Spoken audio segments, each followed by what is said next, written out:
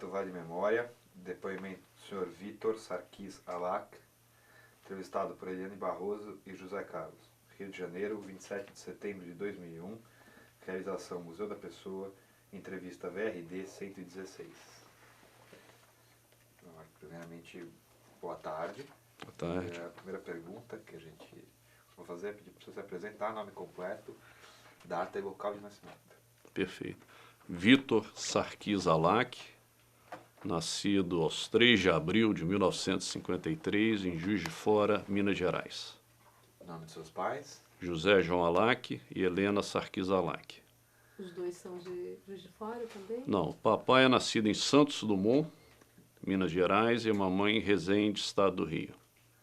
Você conhece um pouquinho a origem da sua família, ascendência materna, paterna, um pouco essa Conheço, história? tanto do lado paterno quanto materno são do Oriente Médio, do lado da mamãe são libaneses, com ascendência libanesa, síria e armênia, principalmente. E do lado do papai são sírios. Então eu sou a terceira geração. Você conhece a história da vinda dele? Já ouviu um pouco assim? Bom, no caso do meu avô materno, ele queria ir para a América. Na época, preocupado com a perseguição religiosa, os armênios já tinham uma história de terem mudado para todos os cantos do mundo em função da perseguição religiosa depois da conversão do país ao cristianismo. E meu avô, na época, morava no Líbano e o pai dele tinha sido assassinado. Então ele, jovem, resolveu mudar para a América, que era um sonho. E o navio passou pela Bahia, falaram que tinha chegado na América, ele desceu. A intenção dele era a América do Norte. E daí ficou, acabou morando na região de Minas Gerais, sul de Minas, estado do Rio, como mascate, e estabelecendo finalmente em Resende, onde abriu uma pequena lojinha bem tradicional dos famosos armazéns turcos que você compra de A a Z, né? Do tecido mais caro, a perfumaria, agulha, o que for. E o avô paterno também mascateou na região de Minas, se estabelecendo em Santos Dumont originalmente e depois em Juiz de Fora. E como eles se conheceram, seus pais? Eu acho que na época, como todo fluxo de imigrante, no início eles tendem a se fechar muito, de forma a preservar valores culturais, a própria língua. Então, acho que sempre tem um envolvimento da comunidade de imigrantes, daqueles que chegam, bastante intensa. Então, mesmo não se conhecendo nas suas origens, as notícias iam ocorrendo. Então, parece que o papai, já moço, era o caçula, a família queria que casasse com alguém da mesma origem, de forma a preservar. Então ele foi para Resende, não conhecia, conhecer a comunidade que lá, e lá conheceu minha mãe, namoraram e se casaram. A atividade que ele exercia lá? Não, o papai foi comerciante, meu avô era comerciante, foi comerciante, naquela época não se valorizava ainda os estudos, era a cultura de ganhar vida esfregando o umbigo atrás do balcão. E assim foi. Então, sempre esteve envolvido no comércio, com representação comercial em Juiz de Fora. Você conheceu o comércio do seu pai? Cheguei a trabalhar enquanto jovem, como ajudando nos mais diversos afazeres, varrendo a loja, fazendo pagamento bancário e coisas do gênero. E, principalmente, aprendendo a lidar com o público, que foi sempre muito positivo. Isso desde criança. Sua mãe também ajudava? Não? Mamãe sempre trabalhou, era excelente na preparação das vitrines, que eram as mais bonitas da cidade, mas sempre companheira de luta e dando um toque moderno à época para a cidade. E você tem irmãos? Tenho um irmão falecido, já há 6 anos, e uma irmã mais velha. Eu sou o filho do meio. E a cultura, essa cultura sírio-libanesa, um pouco dessa cultura permaneceu na família? Como que isso se preservou de alguma forma? Eu diria que na terceira geração, muito pouco casamento na comunidade, né? acho que já chegando à terceira geração, acho que você conta nos dedos, talvez não tenha 5% dos tantos netos que casaram com descendentes de árabes. Então você tem de tudo, inclusive árabe casado com judeu, o que é um sinal importante dos novos tempos, né? Mas na sua casa, com seu pai e sua mãe, se preservava isso de alguma forma? Um pouco certamente na comida, né? Nos hábitos alimentares, tudo que é bastante conhecido aqui no Brasil, né? Seja o quibe, seja o pastel árabe, esfirra, e outros pratos, abobrinhas, charutos. Mas isso bastante presente sempre, porque a mamãe foi criada nesse ambiente. Minha mulher, que é descendente de italiana, de certa forma, aprendeu, não com a mamãe inicialmente, logo quando nós casamos, que é uma passagem interessante, já que a gente vai contando um pouco da história. Eu já estava trabalhando na Vale, fui fazer uma pós-graduação nos Estados Unidos e pedi licença. Na época eu não consegui com uma licença remunerada. Então fui com essa bolsa de estudo da Paul Harris Foundation para o estado de Ohio. E minha mulher estava grávida, conheceu casualmente uma família num supermercado quando tinha saído com meus pais e minha avó materna, que tinham ido ao nosso encontro nos Estados Unidos, e meu pai percebeu alguém falando em árabe com algumas crianças. Ele não é totalmente fluente, mas entende razoavelmente. Então ele se dirigiu para as crianças e comentou: olha, a mãe está dizendo para vocês não mexerem nos objetos, não mexam. As crianças correram, uma cidade pequena do interior do estado de Ohio, tem alguém falando em árabe, se aproximaram. E ali, minha mulher foi apresentada, a minha avó e a mamãe comentaram que minha mulher estava grávida. Essa senhora comentou que lá residia e estaria à disposição para auxiliá-la no que fosse necessário. Essa história é bastante interessante, principalmente em função desse momento dramático, com choques de culturas e religiões, eventualmente. Essa mulher se demonstrou uma pessoa amiga, era jovem ainda, e falou: meu marido é médico, obstetra, então você poderia estar com ele, se você gostar, ótimo. Senão ele poderia te recomendar alguém que você se sinta bem. E acabou sendo o nosso médico, né? E ao final do período, já na época fomos para o hospital para ter o neném, que é o mais velho, o Ricardo, e ele, terminado a estadia no hospital, ele falou: olha, vocês vão para minha casa, que vocês são muito jovens, minha mulher tinha 20 anos na época, e vocês não têm condições de cuidar da criança sozinha. Falou: não vamos, não podemos aceitar de forma alguma. Falei: então não libero do hospital. E nós passamos 2 semanas na casa desse médico, que é muçulmano, extremamente religioso, e a esposa dele, a família toda. Ele sabia que eu era cristão, a minha mulher idem, e lá ficamos. Não admitiu cobrar, eu tinha economizado cada tostão durante aquele ano, inclusive trabalhando enquanto fazia a faculdade, para poder pagar as despesas com o médico hospitalar. Ele se recusou a receber 1 centavo e disse que só daria abaixo se eu aceitasse para a casa dele, e no limite eu acabei aceitando. E a minha mulher aprendeu a cozinhar pratos árabes com essa moça que se chama Fátima, e o médico é Mohamed Hassani, para quem, inclusive, no fringir desses acidentes, eu liguei para ele semana passada, basicamente para ver se estava tudo bem com eles. Felizmente estava. Voltando um pouquinho à sua infância, quais eram as brincadeiras lá em Juiz de Fora das crianças? Normal, no meu caso, menina, era andar de bicicleta, carrinho de rolimã, bolinha de gude, coisas que foram hoje substituídas pelos jogos eletrônicos, né?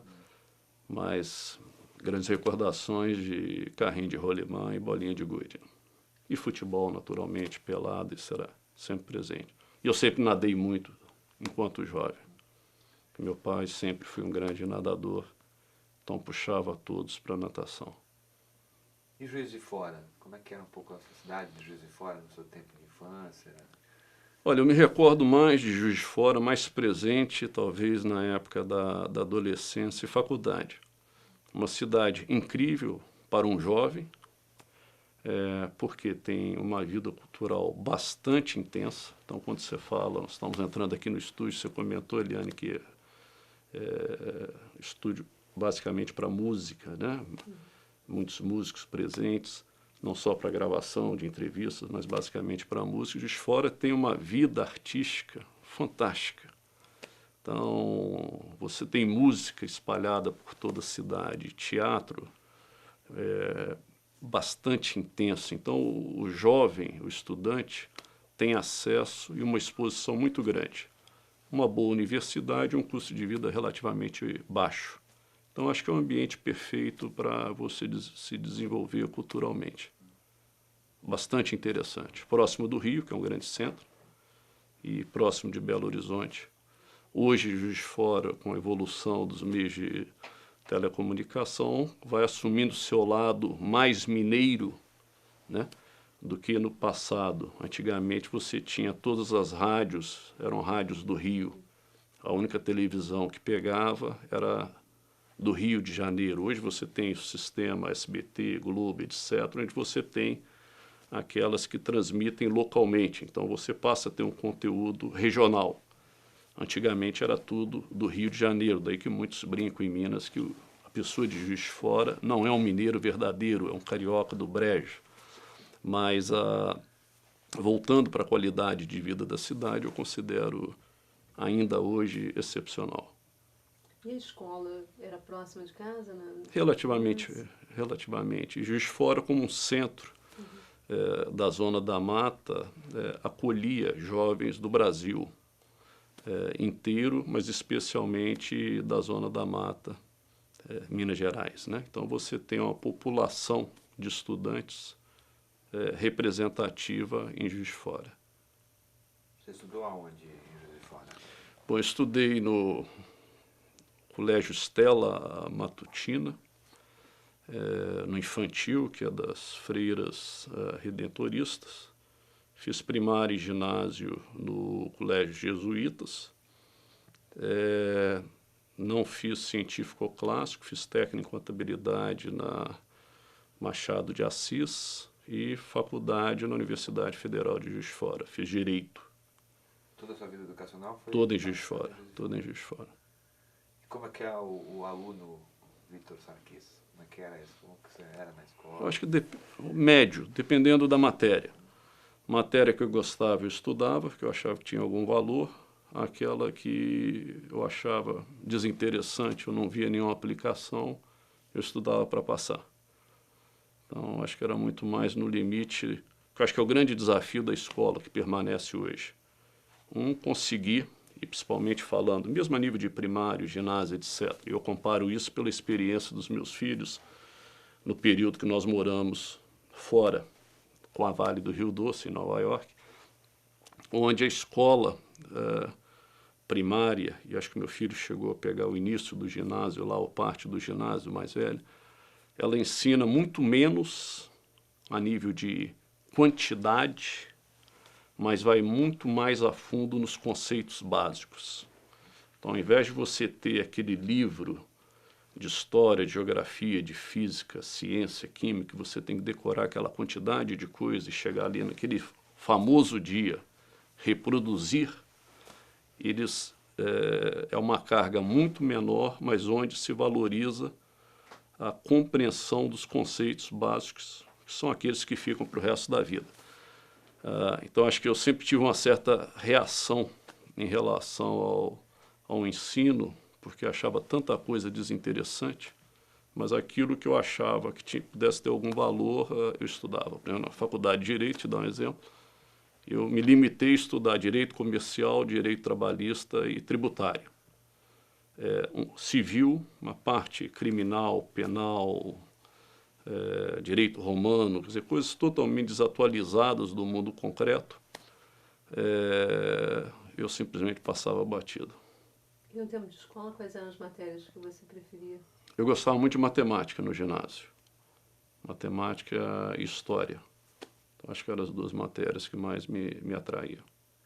Essa escolha, foi uma escolha ter ido fazer escola técnica de contabilidade? faculdade ou como que foi assim? Na época era muito mais uma preocupação de poder me inserir de imediato no mercado de trabalho, né? Tinha a preocupação de poder me manter e achava que com o diploma de um curso técnico, qualquer eventualidade seria um facilitador de busca de um emprego e colocação. Então isso foi a grande razão. E de fato serviu? Você chegou a trabalhar com isso? Não cheguei a trabalhar com isso, que logo depois eu comecei a dar aula. No último ano de contabilidade eu comecei a dar aula, dei aula praticamente 5 anos de faculdade, em cursinho pré-vestibular, e que foi uma experiência extremamente gratificante. Só consegui, quando trabalhando em Vitória pela Vale, eu dei aula 2 anos na faculdade de administração, depois disso eu parei, mas acho que é um projeto que ainda imagino retomar, é extremamente gratificante, relação com um grupo de alunos, então em algum momento eu retomo esse projeto. E o direito, a escolha pela...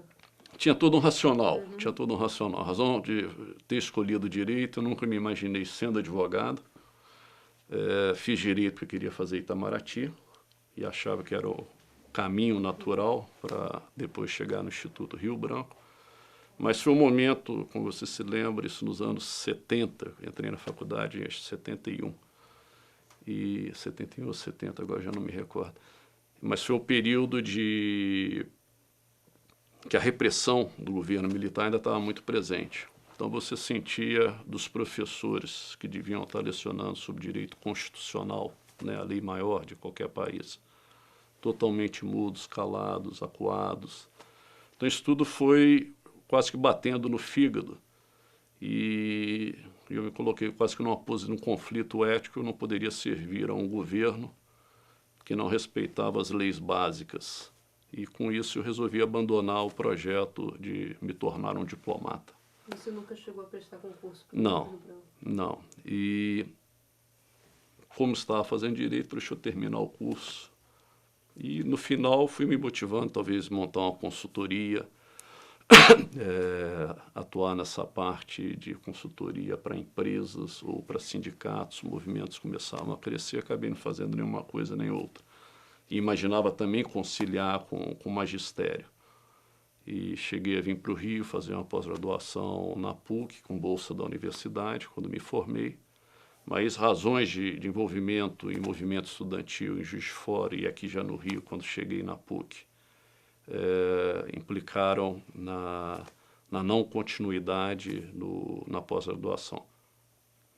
Que era uma forma de cortar uma bolsa que tinha sido dada quando não era para ter sido dada, que não seria bem-vinda à volta. E aí o que aconteceu? Você quase que me deu a oportunidade de falar de Vale. Nos últimos anos de faculdade eu estava bastante atento a concursos públicos. Fiz alguns concursos, muito mais para ter opção de emprego, fiscal estadual, fiscal federal, teve alguma coisa equivalente para a CVM.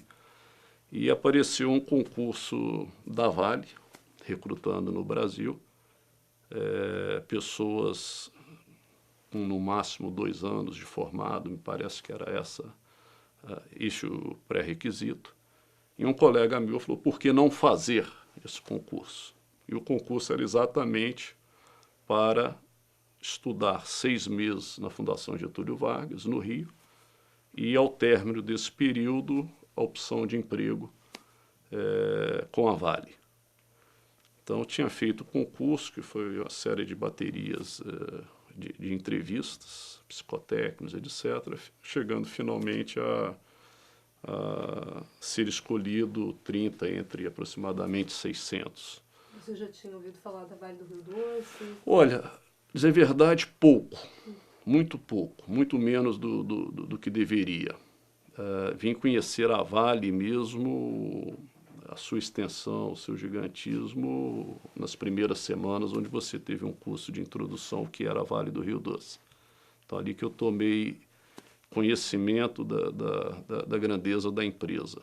E a partir daí foram 6 meses de estudo, dos 30 que começaram, 12 conseguiram terminar, 12 ou 11, e esses 11, 12 tiveram opção de emprego. E aí começou a minha história com a Vale do Rio Doce. Você teve um curso de introdução a Vale do Rio Doce? É isso? Isso durante uma semana. Durante uma semana de um período de aproximadamente 5, 6 meses. Acho que o curso começou em janeiro, fevereiro e deve ter ido até junho. Então, a primeira semana foi para você conhecer Vale um pouco, né? Qual que era o sistema sul, não existia ainda sistema norte, à época, Carajás. Falar um pouco do tamanho da empresa que ela fazia, a presença no mercado internacional. Então, terminado esse primeiro módulo de introdução, você passou para um curso bastante intenso de economia, finanças, computação, contabilidade, curso, orçamento. E você tinha, em cima de cada módulo, provas, praticamente 1 ou 2 semanas, e você tinha um pré-requisito de nota 7, quem não tirava ia sendo excluído do curso. Então, realmente, era uma corrida de obstáculos. Eu acho que nunca estudei tanto assim, nem no mestrado, mas foi uma experiência gratificante. Então, a Vale, na época, dava uma bolsa. Eu lembro que eram 1.100 unidades da época, seja qual fosse a unidade. E aluguei uma kitnet, quer dizer, vindo de Minas com mais 3 pessoas, em Ipanema, na Rua dos Jangadeiros, ia para a fundação, tinha aula de meio-dia a 6 ou algo parecido, e fora isso estudava, noite adentro e manhã, e pelas manhãs. E o grupo era formado por jovens que faziam faculdade de Direito? Não, todos já formados, Todos já formados, era o pré-requisito que você já tivesse formado. No máximo, nos 2 últimos anos, você tinha pessoas de todas formações. Você tinha engenheiros, estatísticos, economistas. De várias procedências? Várias. Você tinha pessoas de Minas. Mas eu diria que era basicamente Rio de Janeiro, talvez o grosso, talvez tivesse um outro de São Paulo e alguns de Belo Horizonte, que eu me recordo. Esse curso tinha ele era voltado para a Vale? Tinha alguma matéria específica sobre o Vale do Rio Doce? Não. Vale do Rio Doce só foi, vamos dizer, uma apresentação sobre a empresa, que empresa era essa que você estaria eventualmente se vinculando. E fora isso, foi um curso de extensão universitário, uma pós-graduação, mas com conteúdo bastante prático, né? Você tinha a parte teórica e aplicada. Então, os professores eram executivos da Vale e professores da Fundação Getúlio Vargas. Ao término do curso, eu já tinha um emprego, você foi para que lugar? Qual foi a sua Aí que eu fui para Vitória, né? Na época eu me recordo dos 11, 12 que terminaram, todos queriam ficar no Rio, que era a sede. E um dos professores, que era executivo da Vale, o Nilo Lavini, muitos anos que eu não vejo, e falou, gente, vocês deveriam não estar preocupados em ficar na sede, vocês deveriam ir para o lado operacional. É melhor conhecer o lado operacional da empresa e, eventualmente, um dia voltar para a sede. Eu achei que fazia sentido na época e fui um dos que pleiteou. Na verdade, só 3 pleitearam ir para a unidade operacional. E os 3 foram para a mesma unidade operacional, que são as usinas de pelotização em Vitória. Então, lá começamos que tem uma passagem interessante, porque um dos 3 era um colega meu de faculdade, amigo de longa data, e nós voltamos para Juiz de Fora, felizes da vida que tínhamos o curso. Conseguimos, através de um colega de faculdade, que o tio dele, que era gerente de um banco, nos desse um empréstimo. Nós estávamos até aqui no limite, então pegamos aquele empréstimo, compramos terno, gravata,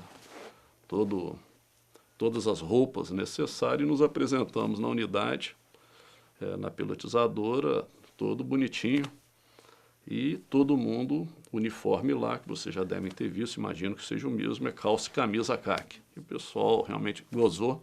Aí vimos aquele investimento, né, sem nenhum retorno durante muitos anos, pendurado no armário e tendo que pagar a conta do banco. Mas isso são boas memórias, né? E certamente uma falha no processo de informação de entrada, né?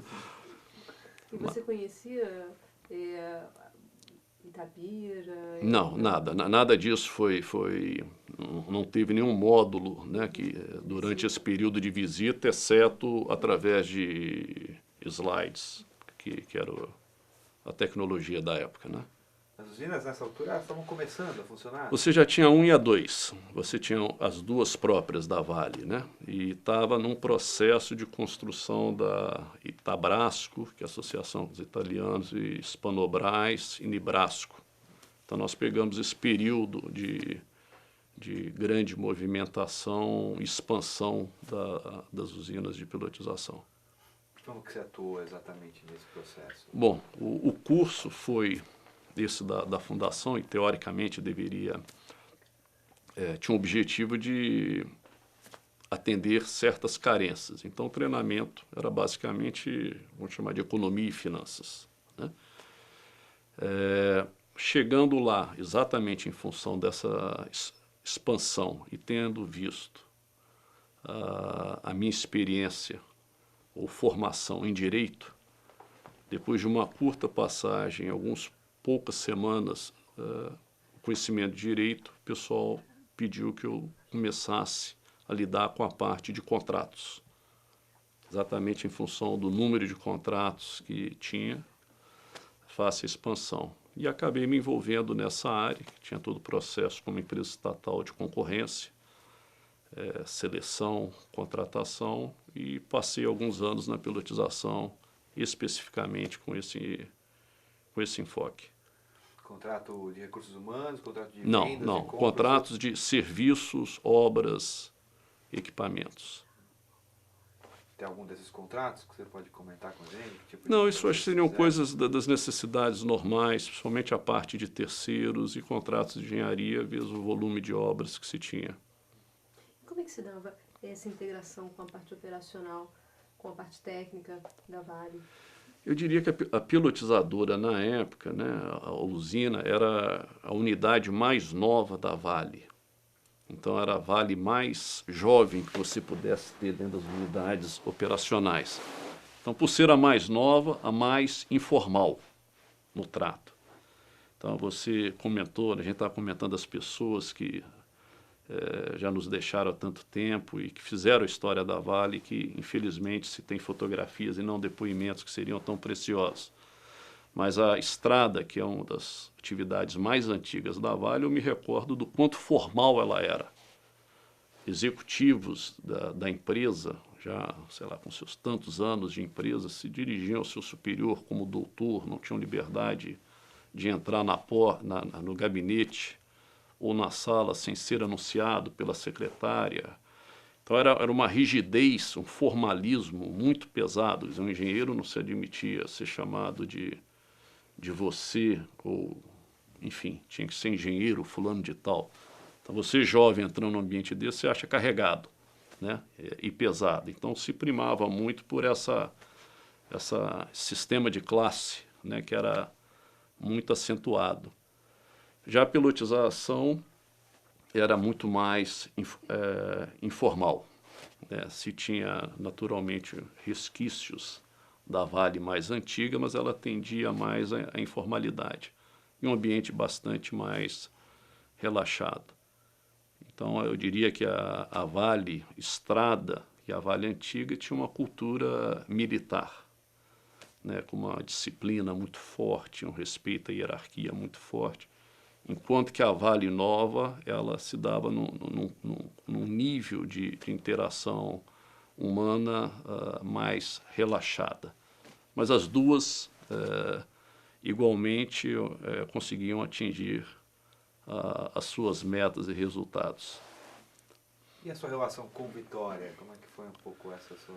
Você mudou para lá? Como é que foi um pouco esse processo? De início, como toda mudança, você estranha, né? Eu morei numa pensão no início, no centro de Vitória, dividindo um quartinho, com um corredor ao fundo. Então, quando você chega numa cidade, você sempre estranha. Mas Vitória é uma cidade extremamente agradável, gradativamente. Fui conhecendo as pessoas. Naturalmente, o relacionamento pessoal era mais com os estagiários, que tinha uma turma mais associada à sua realidade, em função da faixa etária. Mas era uma cidade extremamente agradável, é um Rio de Janeiro pequeno, onde você tem a combinação praia, montanha, acessível. E hoje, então, a cidade, não sei se vocês estiveram lá recentemente, eu diria que Vitória certamente deve estar entre as melhores cidades para se viver no Brasil. E foi possível você perceber uma relação da cidade de Vitória com a Vale? Como é que era um pouco isso? Não, eu diria que Vale e o Estado, né, o governo, vamos chamar federal, desculpa, estadual e municipal, e a Vale do Rio Doce, eram os 3 empregadores da cidade. Então, era um facilitador. Naturalmente, você ir no comércio, querer comprar alguma coisa crediário, você chegar a apresentar o seu crachá, a sua identidade, era um reconhecimento, né? Era quase que um atestado de bom cidadão ou de bom pagador, em função de você ter um bom empregador ou grande empregador, mas sem dúvida um peso expressivo, né, na economia decorrente da participação da Vale. Depois que você começou outros empreendimentos na região, a própria Aracruz, você teve CST, outros grandes empregadores, mas certamente Vale o grande empregador durante muitos anos em Vitória. E com relação aos clientes, já que você faz os contratos de prestação de serviço, quais eram os clientes? Em verdade, nós éramos os clientes, né, e outros eram os prestadores. Em verdade, era na ponta inversa. Então, você tinha, dependendo na parte de prestação de serviço, eu diria que você tinha empresas de porte médio a pequeno. Já na parte de obras, projetos, aí você estaria falando de grandes empresas. Internacionais? Também? Na época, eu diria que quase todas nacionais, algumas internacionais, muito mais na parte de projeto. Na parte de projeto, você tinha a participação expressiva de empresas internacionais. Como é que um funcionário da Vale, nesse momento, percebe esse crescimento da empresa? Quer dizer, era possível perceber esse crescimento? De que forma isso se refletia para você, por exemplo? Eu acho que a Vale, você, na pelotização, em verdade, eu vivi 2 momentos. Um de grande expansão, nós comentamos aí das empresas que a Vale constituiu em associação com os italianos, espanhóis e japoneses, então eram novas fábricas sendo construídas, uma relação 51-49, além das duas, e a Vale na época sonhava de um mercado em forte expansão e imaginava construir muitas outras unidades em associação ou não. Então muitas pessoas da própria pelotização e de outras unidades da Vale saíram para constituir um grupo de expansão de novas usinas.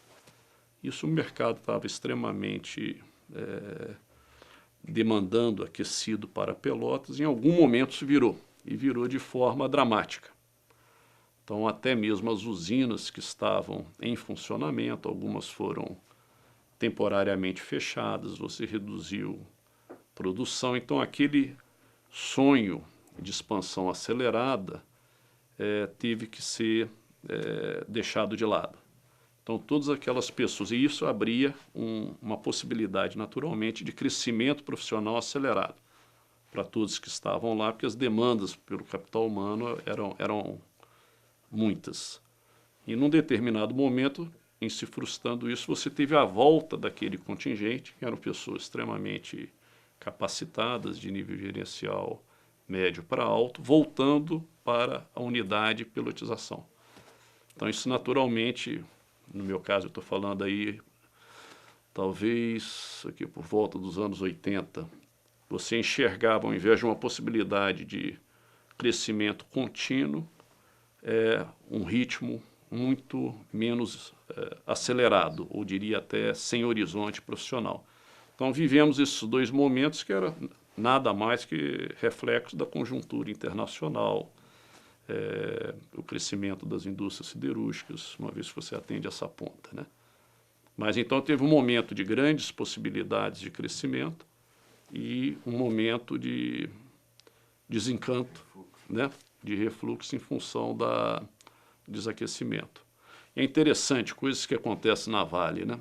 Como nós fizemos esse curso, e só numa empresa estatal que tem certas regras, certas coisas podem acontecer. Quando nós entramos, o quadro da Vale, não sei se continua sendo assim hoje, você tinha o chamado quadro técnico, e o quadro geral. O quadro técnico pressupõe curso superior, em regra, né? Não fosse condição sine qua, mas em regra seria. Então o nível mais baixo é um 0. Depois seria de um 1, um 2, um 3, um 4, 2, 0 e assim ia. Em algum momento você passava para outras letras que sinalizariam gerência superior. Então, quando nós entramos, nós fomos contratados, entramos no nível 3.0, em função de ter feito esse curso, a forma de recrutamento. 2 semanas depois, nós fomos rebaixados para um 0, porque o pessoal reagiu, pessoas chegando de fora, e passamos para um 0. Então, fomos talvez, nem entramos, já tínhamos sido, né, demovidos. Mas só para contar um aspecto, esse grupo que vinha crescendo, eu vinha ajudando na parte de contratos. E a pessoa responsável, à época, me convidou para me juntar a esse grupo. Como muitas pessoas já tinham ido, a pessoa que era responsável pela minha área, estou falando de 2 pessoas queridas, não permitiu que eu fosse. Então eu fiquei no nível 1.0 durante muitos anos, e a pessoa me convidou, perguntou se eu teria alguém para indicar. E eu tinha um amigo formado em Direito em Juiz de Fora, que estava insatisfeito, e eu apresentei esse colega meu, que entrou direto no nível 6.0, que eram 6 pulos à frente na carreira. E eu fiquei no nível 0 durante uns 3, 4 anos. E no início, passando o serviço, praticamente, que eu vinha fazendo, não em tempo integral, mas tempo parcial. Então, isso são coisas de uma empresa estatal, que possivelmente na iniciativa privada você olharia o todo e não especificamente o interesse, a necessidade específica ali. E foi em Vitória que você passou a dar aula na universidade? Eu dei aula na Faculdade de Administração, não ligado à universidade, era na Faculdade Autônoma. Eu dei aula durante 2 anos de pesquisa operacional. E quando você deixa Vitória? Eu deixei Vitória em 82, resistindo muito no início a sair de Vitória. Por volta de 80, eu tive um convite do Marcos Mota, que talvez vocês tenham tomado depoimento. Ele mora nos Estados Unidos, esteve na Califórnia, esteve durante um período, não sei se o depoimento dele foi tomado. O Marcos, que era da pilotização, tinha ido para o Rio como superintendente de recursos humanos. E o Marcos que me convidou, foi o primeiro convite que eu recebi para me mudar para a matriz, né, para a sede, para trabalhar na área que começava a crescer o movimento sindical de relação com o sindicato. Na época, balancei, tive um convite do João Cláudio Dantas Campos, professor que tem grandes recordações, foi o superintendente jurídico da Vale, e para trabalhar na área jurídica, porque eu tinha uma interface com o jurídico, mexendo com essa parte de contratação. E passado um período, tive o convite para ir para a área financeira. E estava relutando exatamente que, ao dar aula, era algo que me dava prazer. Eu estava começando a querer equilibrar o meu orçamento familiar. Então, eu falei, puxa, agora que eu estou me equilibrando, ir para o Rio, mas teve esse evento dessa expansão das pilotizadoras. Não mais estar presente e o refluxo, as pessoas voltando e sentindo que o horizonte de crescimento não estaria presente. Então, cheguei à conclusão que não era hora de parar ou de me acomodar. E acabei, em algum momento, aceitando o convite e optei pela área financeira, convite do Wilson Brumer, que na época era o gerente do departamento de operações na Superintendência de Finanças. E foi bastante interessante, tive uma grande promoção que não pagava nem o que eu recebia dando aula e nem a diferença de custo de vida. Então vim para o Rio passar um bom aperto financeiro, mas certamente uma oportunidade de grande crescimento profissional, onde eu fiquei responsável pela área de operações internas, que era basicamente tesouraria, contas a receber, interface com o BNDES. Então foi um período bastante rico, mas acabei ficando 2 anos só no Rio. Por que você escolheu a área financeira dentro dessas 3 opções? Olha, era mais dinâmica. Me parecia a área mais dinâmica das três. Eu não tinha nenhuma vivência do mundo de finanças, como não tinha nenhuma vivência do mundo de recursos humanos. Você tinha talvez uma bagagem mínima, né, acadêmica, que permitisse você atuar. E no fundo, todos os conhecimentos se aplicam a funções diferentes, né? Mas achei que a área financeira fosse a mais dinâmica. Em verdade, o conhecimento, a exposição à área financeira se deu em cima de um esforço que a empresa fez em algum momento, talvez por volta dos anos 81, de reunir e formalizar, criar procedimentos de seleção e contratação e normas financeiras que deveria se aplicar aos contratos da Vale, de forma que se tivesse um mínimo de uniformidade. Então foi feito um grande esforço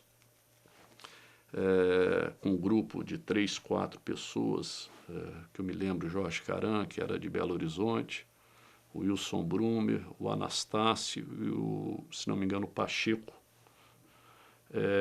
de Vitória. E eles foram visitando cada unidade operacional e eu fui para essa reunião em Vitória representando a usina de pelotização. E no horário do intervalo, no almoço, eu conheci o Caran, que era de Belo Horizonte, que trabalhava na Vale de Seminários, em São Paulo, que a gente tinha estado junto 2 vezes. Eu convidei para que ele fosse almoçar comigo em casa e falou que não poderia, porque o Wilson Brumer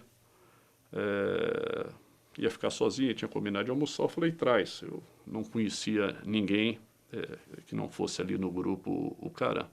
Daí que eu conheci o Wilson, que subsequentemente eles me convidaram para integrar esse grupo em caráter quase que permanente, quer dizer, reunir de tanto em tanto e reescrever as normas da Vale. Então eu comecei a ter uma presença mais frequente no Rio, nesse esforço final de escrever, né, e contemplar quais deveriam ser os procedimentos a ser adotados pela empresa. E a partir daí que depois nasceu o convite para que eu viesse para a área financeira. Até então eu tinha da área jurídica e da área de recursos humanos. E passado um período, veio essa notícia e optei pela área financeira, que foi uma experiência bastante rica.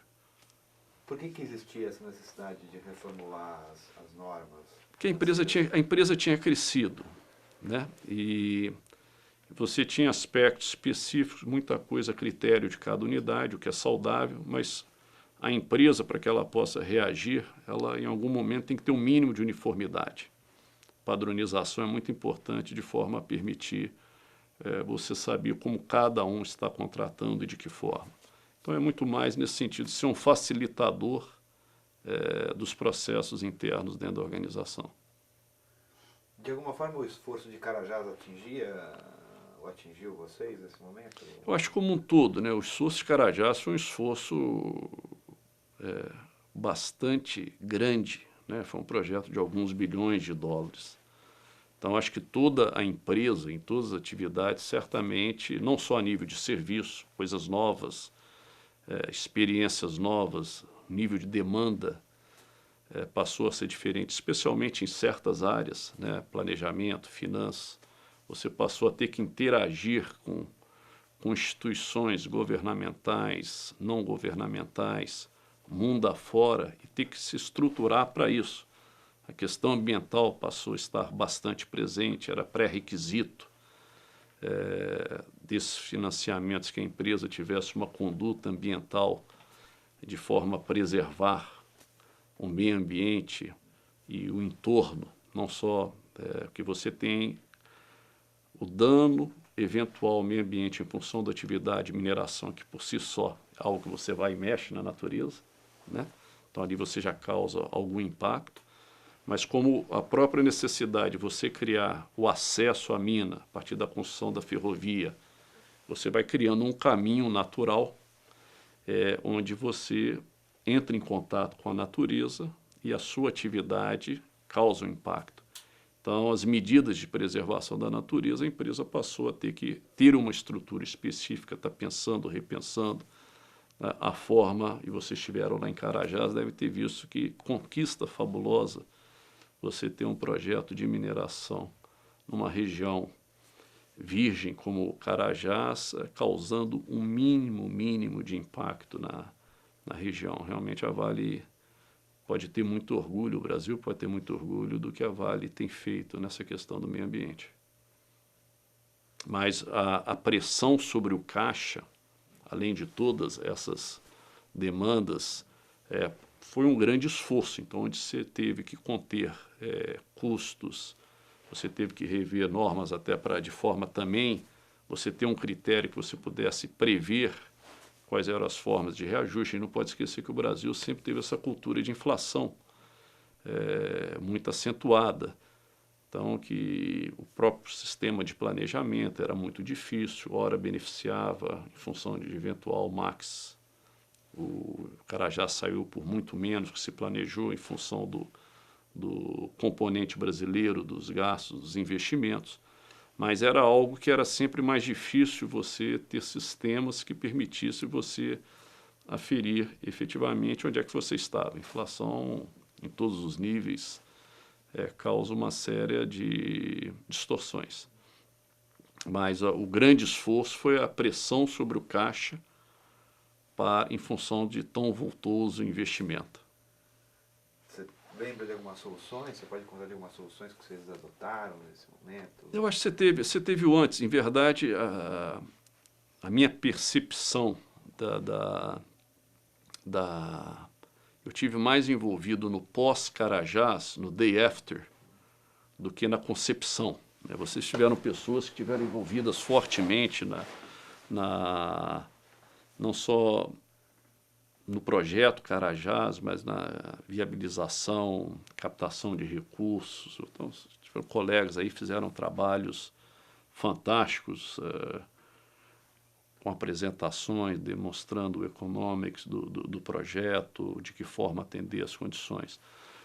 Em verdade, a minha vivência que permitisse uma compreensão maior, até em função do crescimento funcional dentro da empresa, foi muito mais associado ao day after, né, onde nós tivemos uma série de repercussões que tornaram, ou colocaram, ou resultaram a empresa numa fragilidade financeira muito grande na época, porque parte do funding para o projeto Carajás foi obtido em moedas estrangeiras.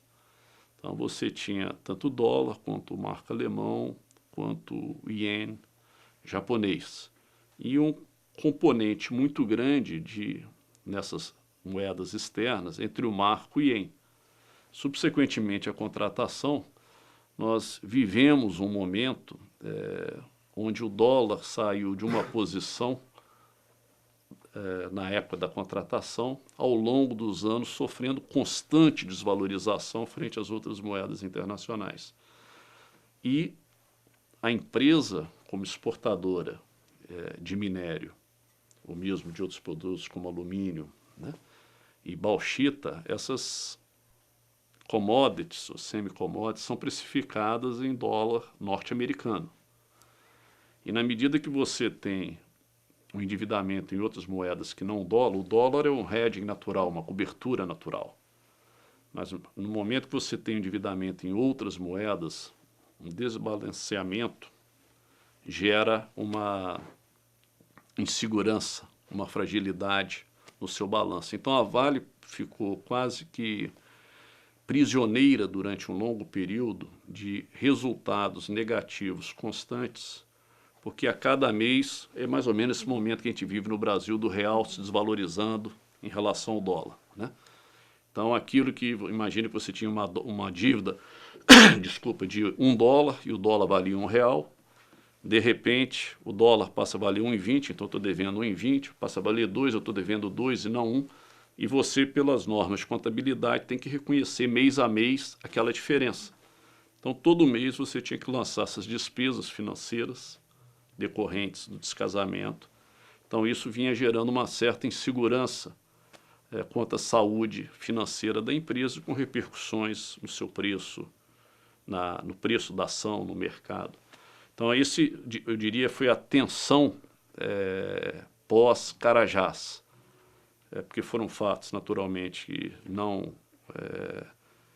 não se podia prever na época, e nem mesmo se tinha no Brasil mecanismos onde você pudesse, com instrumentos de mercado, promover a troca de uma dívida em marco alemão para dólar, ou de ien para dólar. Isso tudo nós não podemos esquecer que nós estamos falando da década de 80. E na década de 80 nós tivemos a moratória, em seguida a crise do petróleo, segundo a crise do petróleo, nós tivemos a moratória do México, que levou ao fechamento de todas as fontes de capital, de recursos para as economias emergentes. Carajás talvez tivesse sido um empréstimo que foi assinado quase enquanto estava explodindo a crise do México.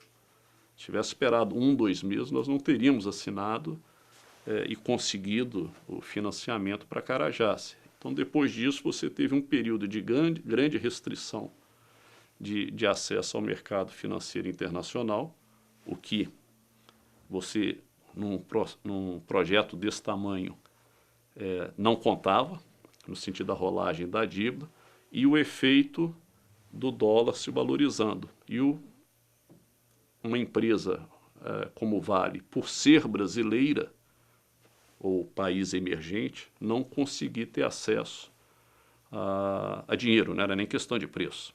E se somou a isso quando no governo Sarney se teve a moratória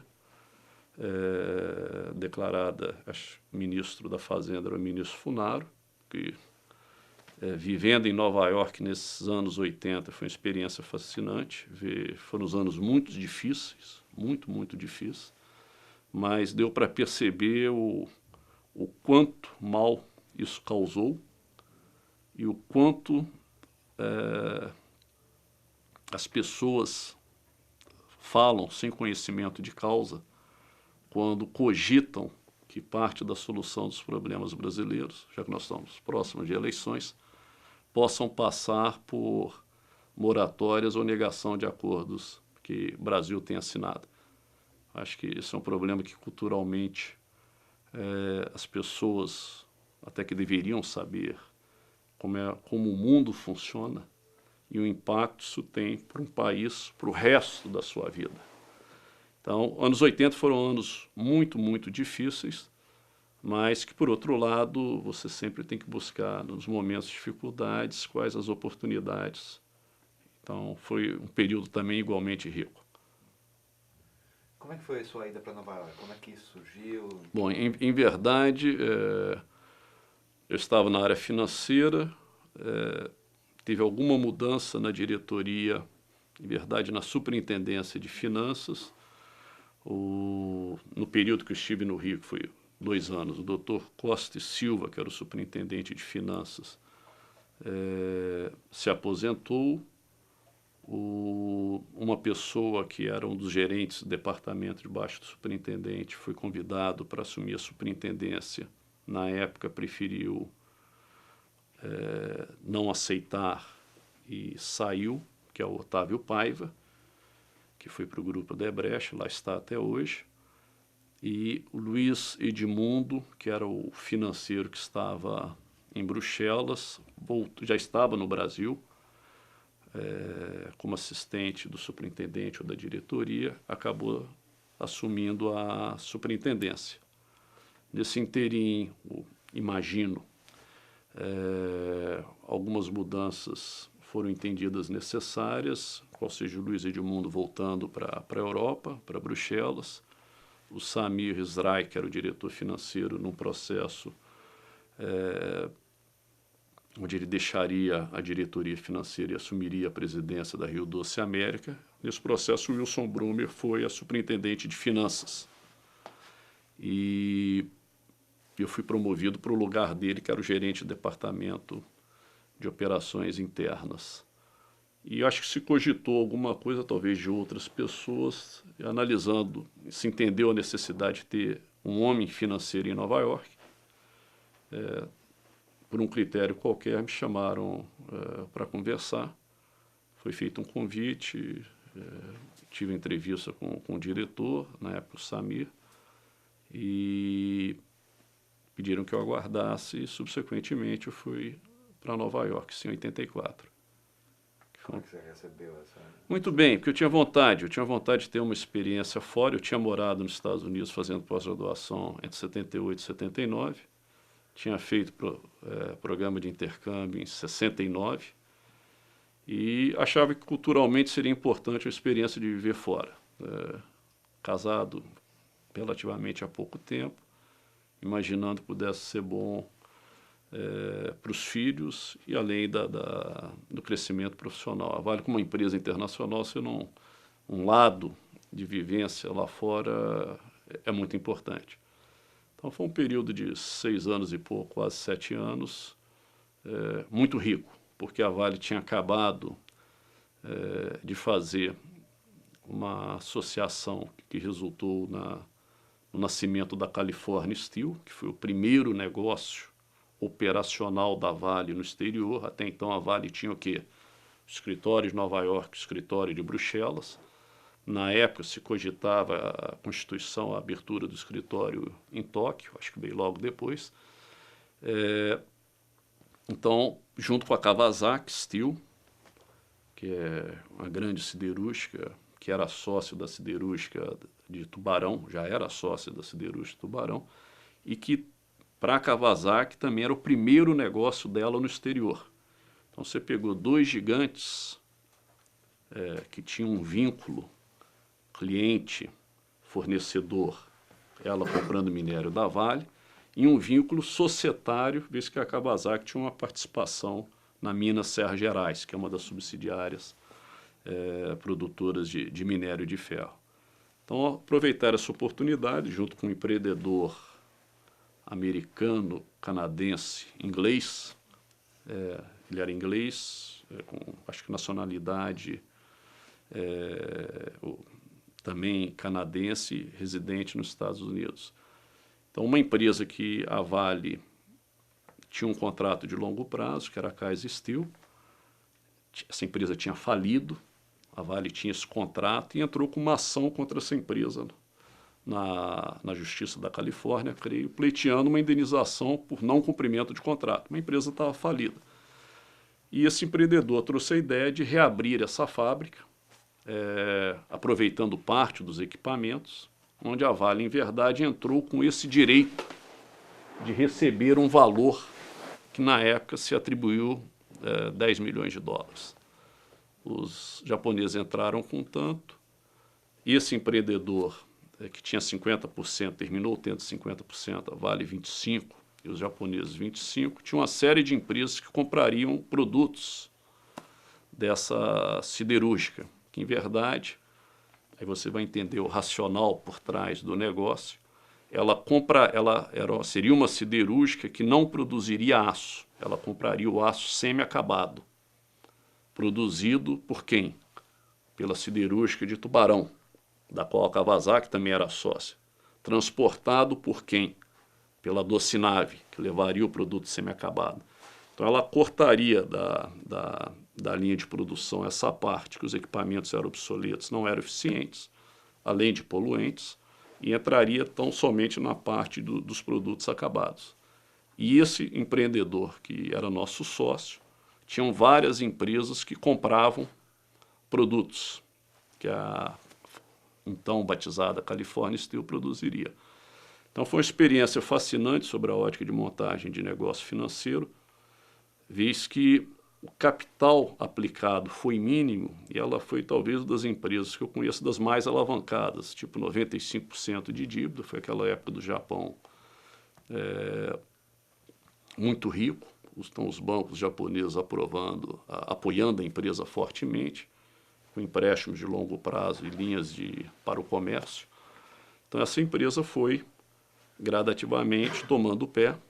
De cara, logo no início, enfrentou uma grande recessão, não prevista, você nunca sabe quando a recessão, uma crise vem, e a empresa passou por momentos de grandes dificuldades financeiras. E só conseguiu ficar de pé porque tinha 2 sócios fortes, Kawasaki Steel e Vale do Rio Doce. Isso acabou gerando uma grande disputa entre os sócios, que demorou muitos anos, 2, 3 anos, para que fosse resolvida. Então tivemos fases de negociação, sem solução, entre os sócios. Tivemos fase de renegociar os contratos financeiros com envolvimento maior dos sócios, contratação de bancos de investimentos para intermediar, sem sucesso. Volta a negociação direta. Em algum momento, na hora que a gente viu, acabamos na justiça em vários níveis, federal, estadual, municipal, que foi uma experiência fantástica, no sentido de compreender como fazer negócio nos Estados Unidos. Ou seja, não faça nada sem ter um advogado do lado. Então, esse foi um grande aprendizado e acabamos, como tudo só termina quando está na hora de terminar, voltando para a mesa de negociação e, finalmente, Vale e Kawasaki comprando a parte desse sócio que detinha 50%, certamente pagando mais que se gostaria de pagar, ele recebendo menos do que gostaria de ter recebido, mas possibilitando uma solução para o negócio onde você eliminava o conflito. E a empresa segue aí muito bem até hoje, pelo que me consta. E o panorama econômico dos Estados Unidos, de uma economia estável, pelo menos mais estável comparada à experiência que o senhor tinha vivido no Brasil? Esse ponto foi, essa pergunta sua, ela é importante, que ela é parte da minha memória, que você fez aqui, me provocou, né? Lembrando, qual foi o grande impacto da minha ida para os Estados Unidos? Eu comentei que ao mudar para o Rio, o crescimento que eu tive hierárquico, o achatamento era muito grande, quer dizer, na época, você crescer certos níveis hierárquicos, o ganho expressado em unidades monetárias era mínimo. Então não compensou nem o custo de vida, o aumento de custo de vida, Rio é mais caro que Vitória, e eu ainda perdi o delta, que era o que eu ganhava lecionando. Mas o impacto principal imediato, e eu fui talvez um dos níveis mais baixos, pudesse ir de alguém que estivesse como expatriado no exterior, foi viver a estabilidade. Experimentar a estabilidade, para mim, era algo de você ficar realmente levitando. Foi uma experiência, ver aquele sofrimento de fechar a conta, olhar o cheque especial, o aumento que você não previu, tá? Aquela angústia do desbalanceamento da sua vida pessoal, vivendo no orçamento apertado, porém previsível. Então isso para mim foi, a estabilidade realmente tem que ter um valor, você tem que ser um profissional melhor, você tem que ser um ser humano mais tranquilo. Não importa com quanto, mas desde que você consiga prever e ser dono, né, das suas decisões. Quando um regime de estabilidade, como sempre vivemos antes da criação do plano real, é realmente algo muito mais perverso que a gente possa imaginar. Então, foi uma experiência fantástica, viver a estabilidade, que passou a ser um valor permanente na busca do que deveria, para onde o Brasil deveria ir. Então teve um impacto muito, muito grande. E o funcionamento, né, dos órgãos públicos, né, quando você compara nos Estados Unidos com todos os problemas e críticas que a gente possa fazer, causava espanto o quanto bem tudo funcionava a tempo e hora. Então também essa compreensão do Estado, né? E lógico que talvez a amostragem com que eu pudesse me basear não fosse a melhor, porque como expatriado nós morávamos numa comunidade e é quase que uma tradição da Vale, muitos expatriados, você busca boas comunidades. E nos Estados Unidos o esquema municipal é muito presente, cada município cria e escolhe como taxar o imposto, né? Então, se ele quer investir mais em escola, ele te cobra mais. Então, você sabe que vai pagar mais, mas vai ter uma melhor escola. Ou se você não puder pagar, você vai para uma outra cidade. Então, essa cidade é uma cidade realmente excepcional sob o ponto de vista de afluência de locais, né? Mas realmente você ia na escola e você conversar com a diretora, escola pública, você é tratado como patrão e não como alguém pedindo, exigindo. Você é o que paga o imposto. Então você realmente tem direito ao serviço. Vocês estão lá pago pelos contribuintes. Então, respeito muito grande à pessoa do contribuinte. Então, esse foi outro aspecto que, juntamente com a estabilidade, saltou aos olhos.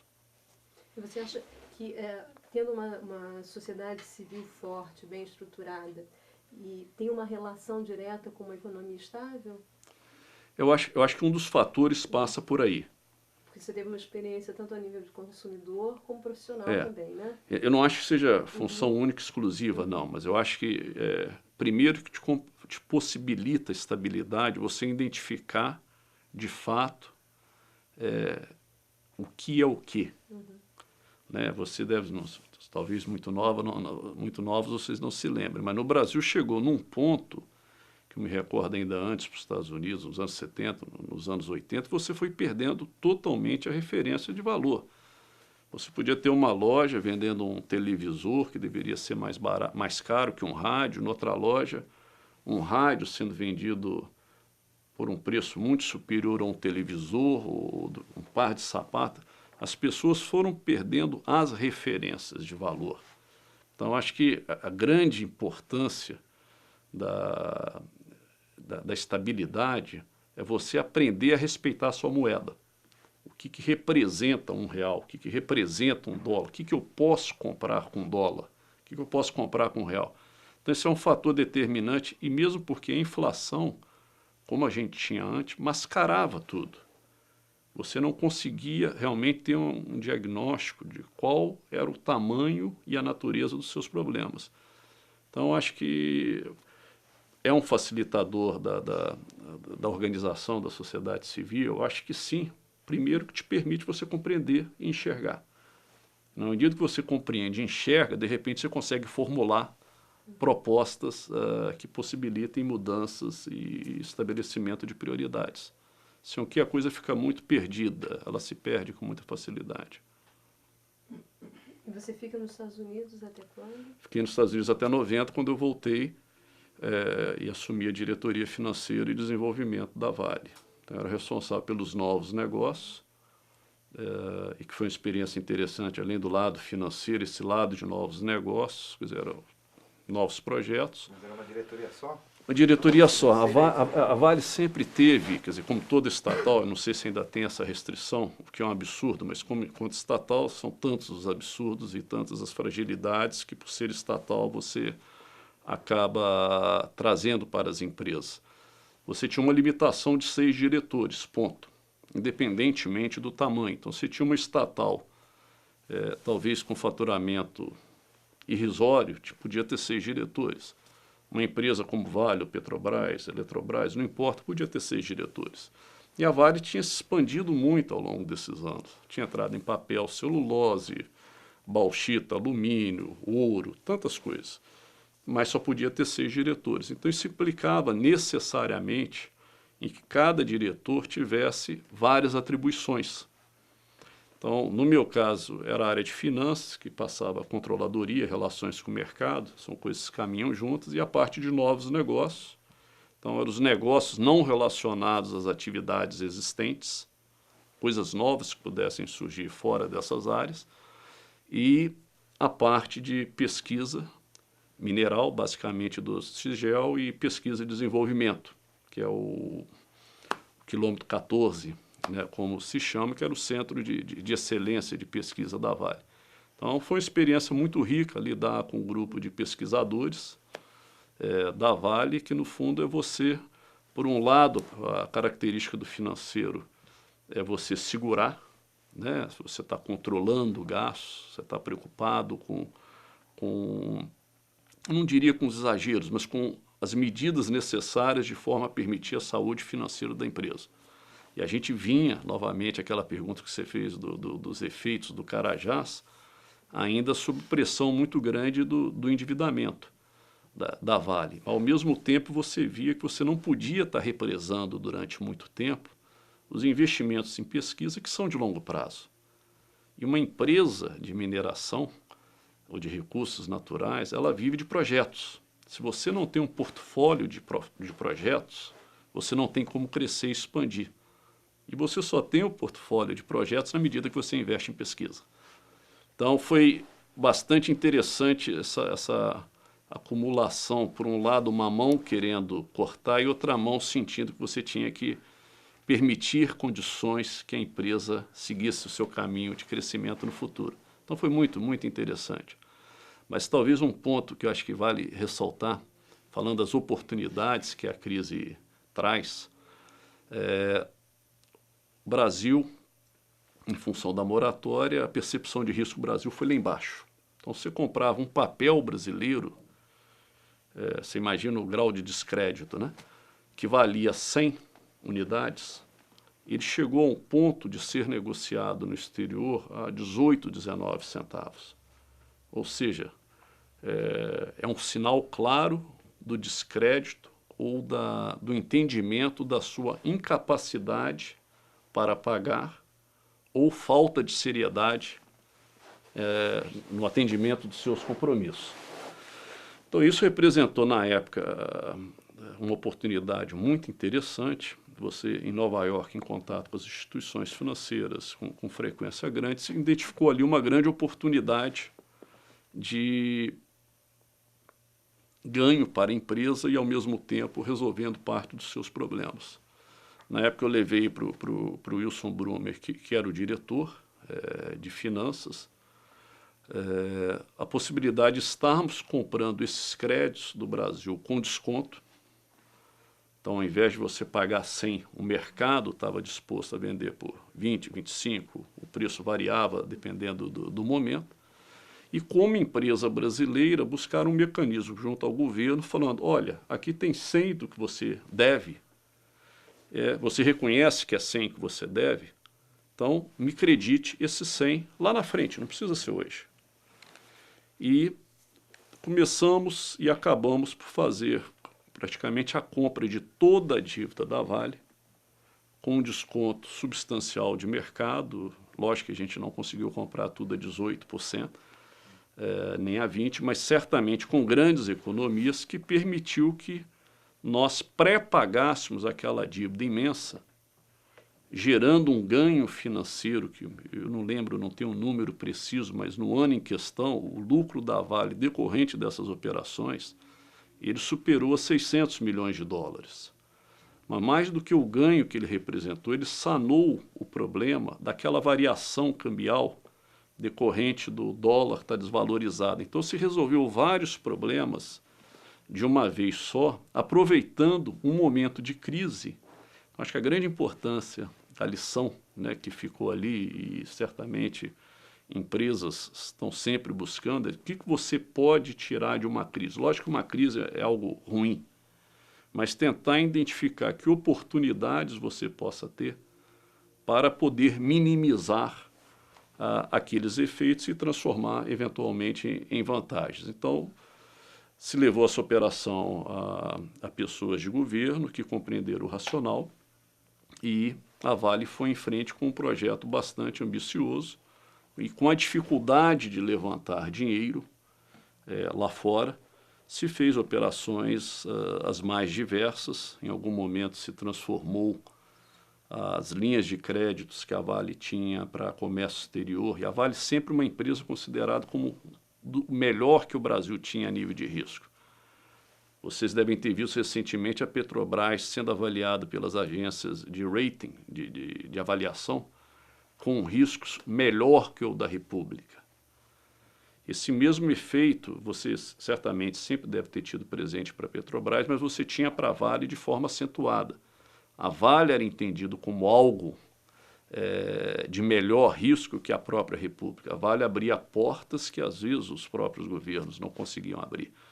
Então se fez muitas operações no mercado internacional, pegando as linhas que os bancos trocaram por fianças, e você levantou recursos, foi e comprou a dívida lá fora com desconto, trouxe aqui para dentro e foi voltando e circulando várias vezes, que você, com volume relativamente pequeno de recursos, conseguiu comprar quase que 2 bilhões de dívida da Vale na época, resolvendo uma série de problemas. Aqui realmente eu acho que mudou radicalmente a situação da Vale, permitindo que ela voltasse a pensar sobre o seu futuro sem as amarrações decorrentes de endividamento acentuado e da variação do dólar, das outras moedas em relação ao dólar, que tanto prejudicava a empresa.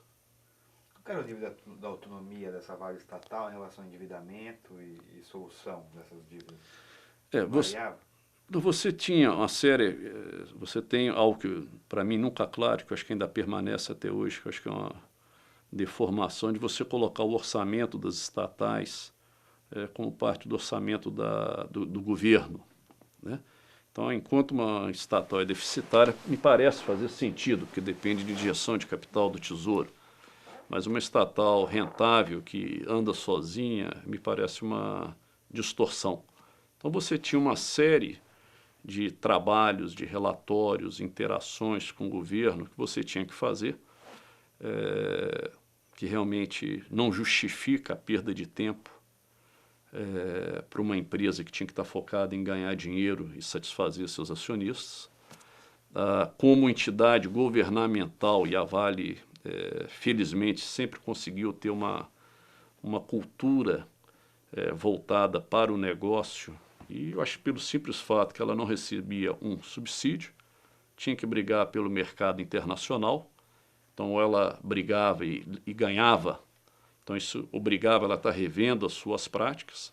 Eu acho que tinha um outro elemento a influenciar a cultura Vale, que era o número de associações com empresas estrangeiras. Então, ela tinha uma exposição a outras práticas, que muitas das estatais brasileiras, ou mesmo empresas brasileiras não estatais, não tinham, porque tinha um mercado fechado, tinha uma reserva de mercado, não tinham competição, simplesmente repassavam as ineficiências para o preço, visto que não tinha uma ameaça da concorrência. Então, a Vale teve essa vantagem, não era uma desvantagem, porque permitiu, apesar de todas as amarras do governo, que ela relativamente tivesse um resultado bom, né?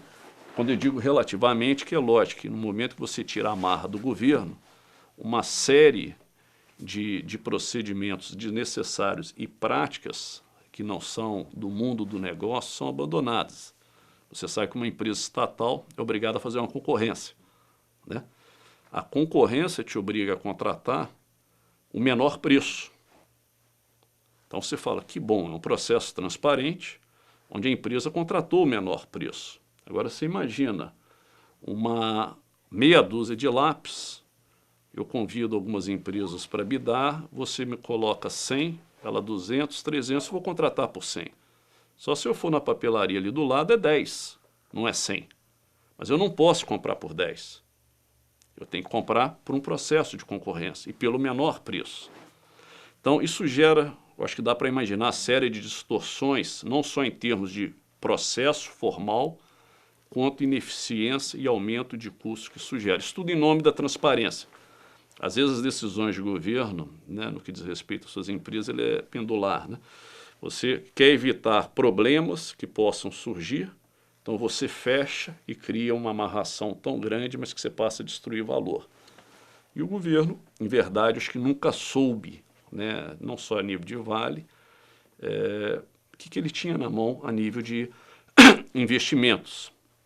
Mas eu acho extremamente saudável, eu acho que Vale, e o fato de eu ter saído da Vale em 93, foi que eu percebi, ao chegar a diretor, o quanto vulnerável uma empresa estatal era e quanto de valor você deixava no meio do caminho por ser estatal, mesmo sendo uma empresa percebida como das mais eficientes. E nesse momento já se cogitava a privatização, já se falava nos bastidores? Eu acho que se falava em tese... Luzinha é boa, hein? Essa luz. Ok, atenção. Gravando. Então, eu acho que você podia contar um pouquinho como é que surgiu essa história das debêntures dentro da Vale, como que isso amadureceu e o processo, né, de utilização desse recurso. Eu acho que a Vale deu uma grande contribuição para o desenvolvimento do mercado de capitais no Brasil, a partir de soluções criativas, introduzindo produtos até então desconhecidos no mercado brasileiro. Eu acho que uma das características da Vale era uma referência nacional, então procurada por todos os banqueiros internacionais. Então você certamente tem tantas coisas que se pode fazer lá fora que não se pode fazer domesticamente, ou não se tem mercado, ou a regulamentação não permite. Mas aprender a ouvir é muito importante. E nesse aspecto o Wilson Brum era sempre um bom ouvinte. E lições que você poderia tirar de experiências vividas em outros lugares que você pudesse eventualmente trazer para o Brasil. Eu colocaria como operação das mais inovadoras as debêntures associadas ao ouro, produção de ouro que ainda não existia, era por vir, e o mercado que tinha a segurança e o lastro, né, de um papel de emissão da Vale, onde a Vale pagaria ao final aquele valor corrigido, se não me engano, acho que a remuneração era equivalente à poupança da época, ou pelo preço do ouro, visto que o preço de emissão representava tantas gramas de ouro. O mercado absorveu aquilo totalmente. Isso foi a fonte de financiamento que permitiu o ingresso da Vale no setor de mineração de ouro. E teve um efeito fantástico na época, não só porque o mercado ficou muito satisfeito pelo papel ser inovador, o mercado ganhou dinheiro com isso e a Vale conseguiu uma fonte de financiamento que não existia na época. Então é aquela equação onde todos saem ganhando, o mercado saiu ganhando, a Vale saiu ganhando e os investidores saíram ganhando. Então acho que a associação de um papel em algo que você ainda numa atividade que você ainda nem mesmo estava, era uma demonstração clara do grau de confiança que os investidores tinham na Vale e a chancela, né, que davam a criatividade que a Vale estava trazendo para o mercado naquele momento. Também tivemos as debêntures conversíveis em ações, algumas tranches dessas debêntures que representaram ingressos de recursos, era parte da equação doméstica também de Carajás, que parte dos recursos fossem captados domesticamente, além dos financiamentos junto ao BNDES. Essa era a parte do pacote doméstico, onde os investidores tinham direito de, no futuro, converter aquele papel em ações. Então, ou recebiam de volta o que tinham investido, ou transformavam o que tinham investido em ações. Maciçamente, tudo foi transformado em ações, visto que o papel da Vale tinha subido, e os investidores naturalmente preferiram ficar com as ações que representavam um ganho muito grande. E operação de mercado é isso mesmo, você soluciona a necessidade da empresa, trazendo o financiamento, o funding necessário, e o mercado corre um risco com você de receber, não receber, de ter um upside, está disposto a receber menos de rentabilidade em troca de um ganho potencial que, se existir no tempo, o mercado pega aquele ganho que é do risco do negócio. Mas foi uma operação fantástica, isso acho que deu um grande dinamismo ao mercado de capitais no Brasil, tão parado à época.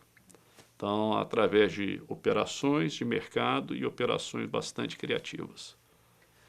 Você, quer dizer, com essa função na diretoria de financeiro e desenvolvimento, a entrada do ouro nessa história, você participou disso, quer dizer, com o desenvolvimento de um novo negócio?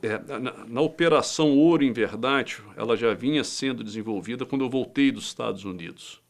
Então, eu não participei, exceto das discussões teóricas, mas não da formulação do desenho do papel. Eu acompanhei, mas não fui ator. E essa a reestruturação, quer dizer, do governo Collor, do pedido de reestruturação das estatais, quer dizer, como que isso atingiu o seu setor, a sua diretoria? Eu acho que a empresa como um todo, né? O governo Collor, à época, determinou que cada estatal promovesse uma redução nos seus quadros de forma a trazer mais eficiência. Ali era claro, o governo nunca teve, exceto um momento isolado nos anos 80, e eu me recordo quando o atual presidente da Petrobras, Felipe Hastor, e o Sayad estiveram no governo, eles tentaram criar mecanismos de acompanhamento das empresas. E esse foi o primeiro esforço do governo em tentar ter um processo que permitisse o acompanhamento das empresas, necessidades, quadros, salários, endividamento. Mas, na essência, o governo não tinha como acompanhar os negócios, não tinha estrutura para isso. Por exemplo, do que eu me recordo, a meta que o governo deu para a Vale foi 5%. A Vale sempre teve muito presente que ela tinha excessos acumulados ao longo dos anos de pessoas, como toda estatal. Você tinha salarialmente uma distorção vis-à-vis a iniciativa privada, que era clássico. Quanto menos especializada a função, maior era o salário comparado com a iniciativa privada, muitas vezes múltiplos do que a iniciativa privada pagasse. Por exemplo, um ajudante de escritório, um office boy, as profissões menos especializadas. Você recebia muito mais do que na iniciativa privada. Na medida que você fosse tendo um mínimo de especialização, você ia se aproximando da iniciativa privada, mas ainda assim, acima do que a iniciativa privada, invertendo a relação. Quanto maior a sua posição, muito defasado, salarialmente você estaria vis-à-vis a iniciativa privada. Então, essa é uma distorção muito presente nas estatais, imagino hoje ainda, que não é saudável. Não é saudável para o governo enquanto acionista e para os acionistas privados dessa empresa. Naquele momento, a Vale chegou a reduzir, ao invés dos 5%, vendo naquilo uma oportunidade, se reduziu aproximadamente 25%. Você tornou o processo decisório mais leve. No primeiro momento, lógico, isso causa um grande impacto. Ninguém gosta de reduzir empregos, pessoas, mas você só consegue manter uma atividade saudável, rentável e sustentável enquanto lucrativa, né? Então, se você não se ajusta aos novos tempos, se você não investe em tecnologia, a exemplo dos seus concorrentes, você tende a perder a competitividade, mercado, e no tempo você acaba desaparecendo. Então, o impacto inicial, naturalmente, foi de susto, que a empresa não fazia isso, enquanto empresa estatal, se tinha quase que como uma verdade que você entrava na Vale ou numa estatal e saía no momento da aposentadoria, e essa percepção foi rompida. Então, ela tem dois aspectos, né? Você quebrou esse paradigma, mas, ao mesmo tempo, você permitiu uma empresa mais leve, menos burocratizada, onde as pessoas se sentiam reconhecidas por ter permanecido no quadro. Mas, certamente, teve grande impacto naquele momento de recuperação da empresa, associado a toda a renegociação dos contratos que foi feito de terceiros, lembrando aquele processo de contratação via concorrência. Então, se revisitou cada contrato, tentando trazer ou buscando trazer aqueles preços contratados por força de uma concorrência para um preço que representasse a realidade de mercado. Então, milhões de dólares foram economizados por força dessa renegociação e redução no quadro de pessoal, sem nenhum prejuízo à performance da empresa. Então, em que momento você sai da Vale? circunstâncias? Bom, eu saí da Vale no início de 93. Em verdade, eu tinha resolvido... É engraçada a história minha com a Vale. Já em Nova York eu comecei a perceber, eu falava da percepção quanto à vulnerabilidade que a propriedade ou o controle da empresa pelo governo representa.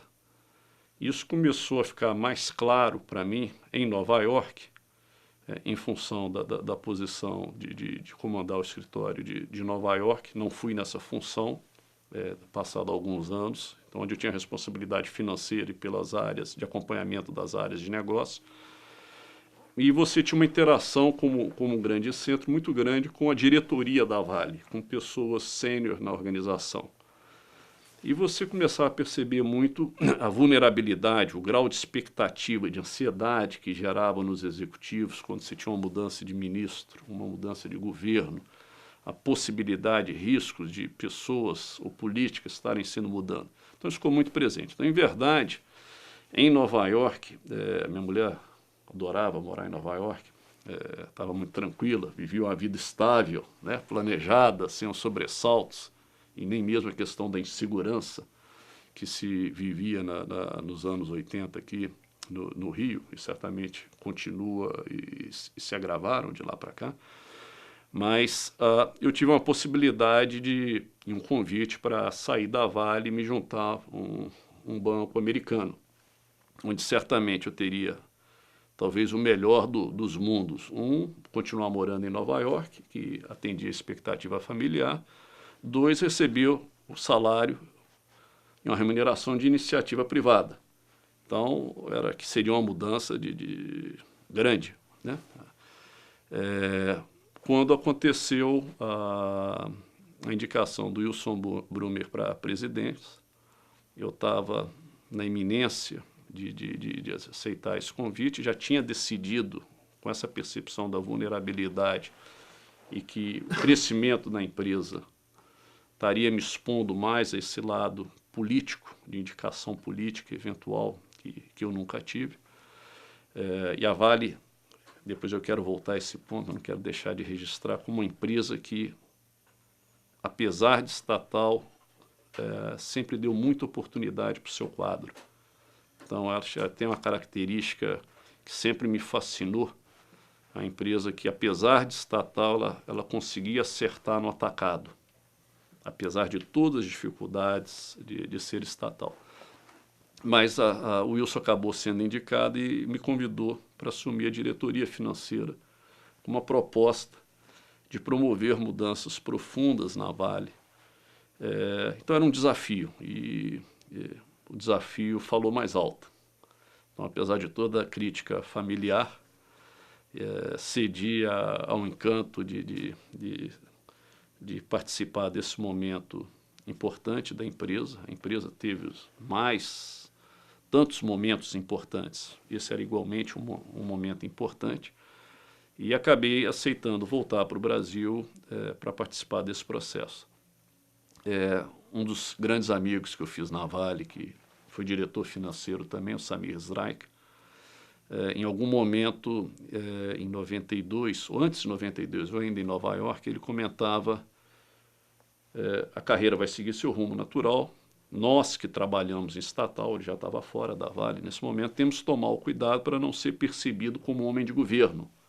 Porque enquanto na Vale a gente se vê privado, mas quem é o dono é o governo. Então, no fundo, você age como privado no mercado, mas você tem um lado governo, decorrente do controle. Então, muito cuidado para não ser percebido como, ele usou uma expressão que ficou muito firme na minha mente, como chapa branca, tentando associar isso a uma pessoa de governo, né, que só trabalha para governo. Em 92, eu recebi quase que um convite, uma imposição para que eu me mudasse para uma outra estatal, que o governo entendia que eu deveria lá estar, e eu recusei. Ao recusar, eu entrei na linha de tiro, que eu falei: olha, aqui eu quero ficar na Vale, eu gosto da Vale, eu conheço a Vale. E, felizmente, as coisas foram naturalmente, mas eu me senti na linha de tiro, próximo de ser percebido como um chapa branca. Né? Nesse sentido de ser um homem de governo onde poderia estar onde a necessidade de governo, enquanto controlador de tantas as coisas, entendesse necessário. E cabe ao patrão realmente tomar essa decisão, não vai nenhuma crítica. Mas não era a posição que eu queria estar. Nesse momento, falei, realmente está muito próximo da minha decisão de sair, não poderia sair, visto que eu tinha compromisso com a equipe, liderada pelo Wilson Brumer, que era o presidente da gestão que eu participei. E em algum momento o Wilson saiu, creio por volta de outubro, novembro de 92, em seguida ao impeachment do Collor, teve o Itamar Franco assumiu, que é da minha cidade, fiz campanha para o Itamar várias vezes enquanto jovem, mas tinha todo acesso à equipe, que são pessoas que a gente conhecia da cidade, mas não quis me sujeitar a um jogo de interação com o político para ficar num cargo que eu entendia deveria ser ocupado por um profissional enquanto profissional independente. Então ali, claramente, eu falei, é o momento que estarei desobrigado, recebi o convite que me honrou muito do novo presidente, na época Schettino, que continuasse na diretoria, ocupando da Vale, que eu disse que não queria, sabendo que a minha esposa tinha gostado da experiência no exterior, que voltasse para o exterior. Eu falei, não, meu ciclo de Vale, enquanto estatal, terminou, acho que é hora de buscar.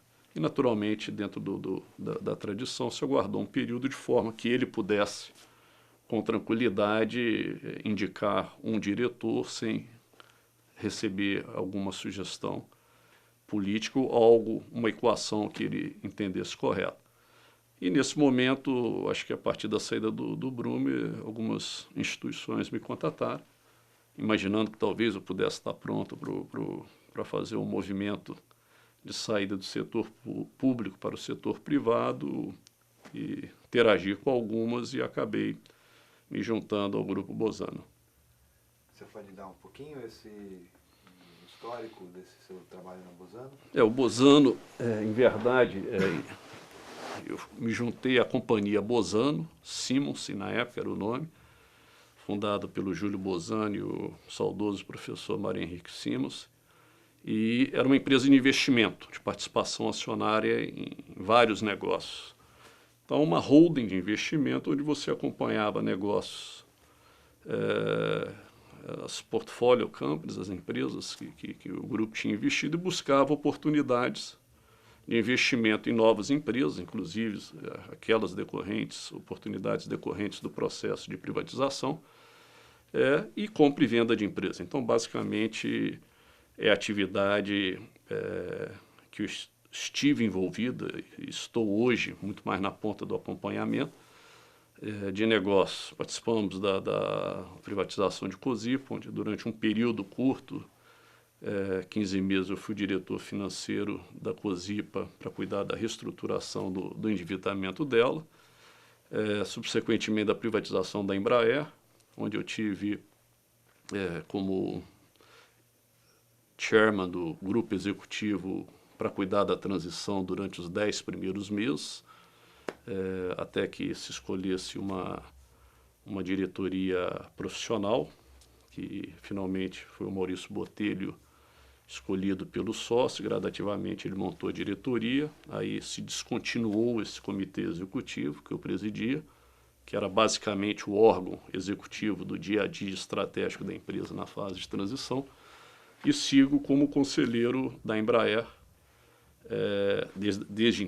sem interrupção desde a privatização, que tem sido uma experiência extremamente gratificante. Em Bozano participamos de empresas no setor elétrico, saneamento, do próprio setor siderúrgico, as quais o grupo já desfez a sua participação, e hoje se acompanha as empresas existentes, onde uma das empresas mais conhecidas e símbolos de eficiência no Brasil, a Embraer, que nós temos uma participação também expressiva. E os outros ramos de negócio? Bom, o Bozano teve participação no banco, né? Tinha um grupo financeiro muito visível que foi vendido há cerca de quase 2 anos atrás, 1 ano e meio atrás, para o Grupo Santander. Eu cheguei a, durante 2 anos, ter uma função executiva, os 2 anos que antecederam a venda, ter uma função executiva no banco, responsável por fusões e aquisições.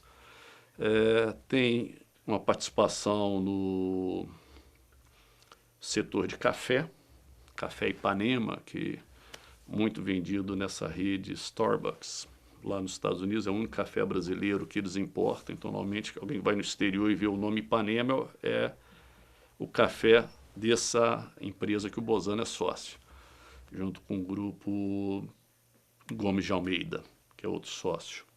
O Bozano tem uma característica de todos os negócios serem sociedade, com grupos locais ou internacionais. Tem o setor de shopping, setor imobiliário, Barra Shopping, Morumbi. Então, essa é uma parte bastante forte no grupo, Belo Horizonte, Ribeirão Preto, alguns empreendimentos sendo considerados Paraná, Rio Grande do Sul.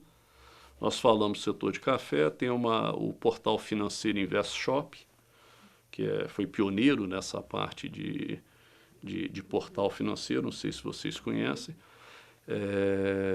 e continua na posição de liderança. Tem uma empresa de software, da qual eu participo do board, que é Ever Systems, que é soluções financeiras para o mercado, toda essa parte de wireless, você pegar telefone, acessar saldo de banco, outras informações, ela é líder na América Latina nesse setor. Então, isso eu diria que são as empresas que formam hoje o portfólio de Bozano, já mencionado, participações tanto no setor siderúrgico, setor elétrico e saneamento, que já não existem mais. Mas o grupo sempre teve essa característica, teve no setor de mineração.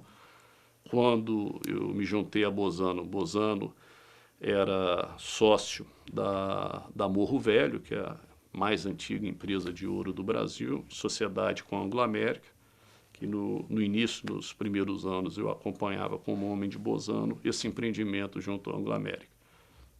Então, um grupo bastante interessante pela visão de negócio e um processo extremamente enxuto e eficaz, decisório de comunicação.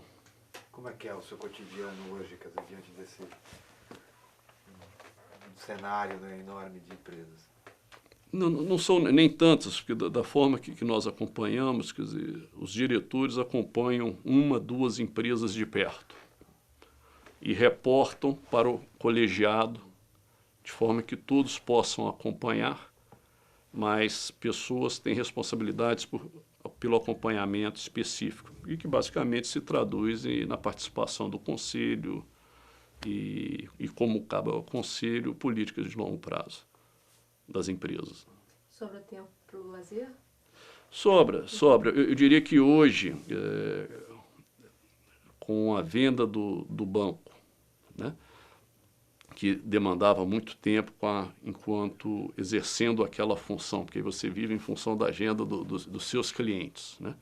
Eu diria que dá para ter uma vida mais regrada. E que tipo de lazer você costuma ter? Olha, atualmente estou tentando criar, né, o hábito do exercício, né, pelo menos 3, 4 vezes aí por semana, tentando fazer ginástica. Mas meu hobby, se a gente estiver falando em hobby, sempre foi, mesmo com ou sem tempo, música. Acordo de manhã, não importa a hora que eu chego em casa, eu ligo o disco. O meu grande hobby é ouvir fitas e ver vídeo, DVD, o que for. Gosto muito de música e de ler, mas a leitura acaba sendo restringida quase que a profissional, né? Especializada. E casado? Casado, 2 filhos. Qual o nome da sua mulher? Minha mulher, o nome dela é Gilceia. O nome dela conhecido, o apelido que virou nome é Jujuba. E os filhos é Ricardo e Marcelo. Que idade? 22 e 20. Eles já se decidiram? O mais velho se formou agora, recentemente, em maio, está trabalhando em Nova York. Andou levando esses sustos recentes aí em função desse atentado. E o mais novo estuda fora, na Califórnia. E Agora, esse ano, o terceiro ano dele, ele está fazendo na França, em Paris, pela faculdade dele. Então, começando a querer se encaminhar. O mais velho fez Economia e Comércio Internacional, está trabalhando num banco de investimento. O mais novo ainda não decidiu, está em dúvida entre engenharia ou economia. Mas a grande vantagem do sistema americano é que ele, ao contrário do Brasil, falando das coisas que a gente pode melhorar, uma faculdade nos Estados Unidos é tão somente uma passagem, onde você estuda 4 anos para você aprender a aprender. Então, não é muito relevante o que você se forma. E você tem tempo. Então, 90%, ao contrário do Brasil, você toma a decisão no vestibular, você vai fazer filosofia, letras, história, economia, engenharia, medicina, o que for. Lá, a grande maioria das pessoas entram para a faculdade. E você se forma, acho que você obtém, ao final de 4 anos, um bachelor degree. Quer dizer, você é um bacharel em qualquer coisa. E você faz o que você quiser lá, durante esses 4 anos. E se você tem algumas coisas que você deve fazer, como formação geral, e depende de universidade para universidade, você escolhe uma área de concentração. Então, se eu gosto de história do Brasil, do período recente, eu faço aquela cadeira, História do Brasil, eu saio com uma especialização que eu fiz isso. Mas a única coisa que normalmente o empregador lá exige é que você tenha passado pela universidade. E não que você tenha feito A, B, C ou D. É totalmente irrelevante. Que, a propósito, nós usamos como política de contratação no Bozano. Nós tínhamos, até, por absurdo que possa parecer, pessoas formadas em letras, ou tinha até o caso de um que era médico, que trabalhava, isso que era médico, na tesouraria do Bozano. Resolveu deixar de ser médico, mas o que importava era você pegar pessoas formadas em boas escolas, a gente restringia as melhores escolas e boas notas. Mas a atividade em si não interessava a experiência anterior ou a formação. Interessava que a pessoa tivesse feito uma faculdade, tivesse ido para uma boa escola e tivesse tirado boas notas no que fosse, que era a demonstração clara de que a pessoa tinha condições de aprender a aprender. Isso é o que importa. Em termos de projetos, hoje, sonhos pessoais? Mais tempo para leitura, né? Que é um lado esquecido. Acho que você tem que ter desafios. Eu acho que a vantagem do mundo é que ele não para, né? As mudanças são muito grandes. Você vê esse momento trágico que o mundo está vivendo decorrente desse atentado, que ninguém poderia cogitar. Essa memória, que acho que todos nós vamos estar marcados para o resto da vida com essa cena dos aviões se projetando contra o símbolo, né? E as torres lá nos Estados Unidos, o próprio Pentágono. Isso está colocando o mundo, ninguém sabe, se alguém, no momento de hoje é que dia 27, né, de setembro de 2001, poder prever o que vai acontecer no mundo é muito difícil, mas ele será certamente diferente. Então isso vai gerar novas oportunidades, eu acho que obriga todo mundo a repensar uma série de coisas, valores, vida. Então acho que todo mundo, o mundo de forma geral, está tendo que repensar muita coisa. Eu acho que eu estaria num período de refletir. Então, Vitor, vou te fazer uma última pergunta. O que você acha desse projeto, Vai de Memória? O que você achou de prestar o depoimento? Eu acho fantástico. Primeiro que o Brasil, né, enquanto país, enquanto nação, a gente precisa aprender a preservar a memória, preservar a cultura. Então, acho que tem um valor muito grande. A Vale tem uma presença no Brasil muito grande, nas comunidades que atua, sempre atua de forma muito responsável. Vocês andaram visitando o Brasil aí de norte a sul, onde a Vale tem empreendimentos, e a repercussão e a responsabilidade social da Vale sempre foi uma empresa de destaque. Importante que as pessoas possam visitar, revisitar no tempo a história, até mesmo para poder compreender e se preparar para o futuro. Eu acho que tem um grande valor, eu acho que o Brasil, as pessoas da Vale, aqueles que já passaram pela Vale vão se beneficiar por esse registro e essa história tão bonita que é a trajetória da Vale. Muito obrigada. Muito obrigado. Prazer. Mais alguma última coisa que você quer falar? Não, eu acho que tá. Tá, obrigado. Nada, obrigado a vocês.